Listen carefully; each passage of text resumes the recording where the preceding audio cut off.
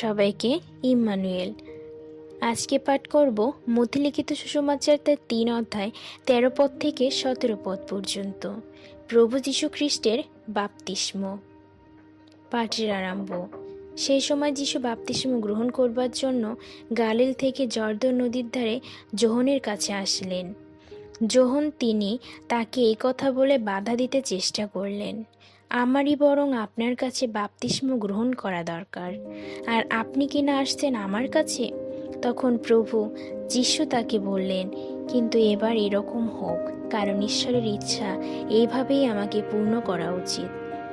তখন যোহন রাজি হলেন।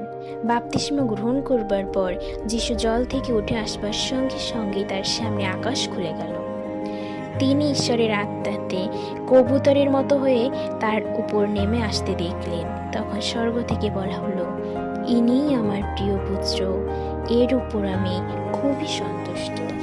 আমেন। এই ছিল প্রভুর বাণী। প্রভুর